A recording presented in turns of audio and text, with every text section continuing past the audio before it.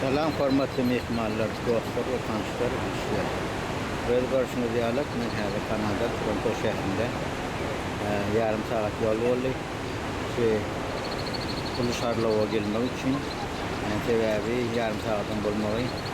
İçili otobüs ve trafik yoktu.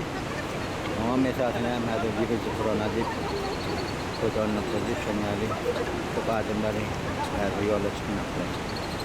Yani indikepte çıkarmadılar. Yani şu görüyen suğumuz yeri de Amerika'dan geliyor. Zaten biz su Amerika bilen Kanada'nın aralarına yerleşen. Buradan staylarını düşürüp oradan sizleri tanıştırayım. Yine Niagara Şarkıvuşı.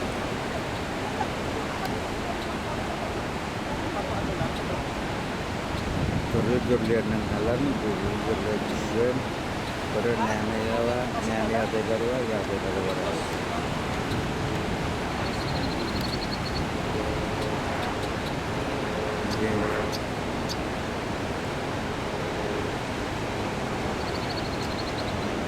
Görüyorsunuz. Anlatı. Ne şunun anlatını görüyorsunuz Amerika şu. Amerika ile Kanada'nın arasında yerleşen su. Charlotte. En çimilli var hattı. Görüyorsunuz gözünü yaşayarak.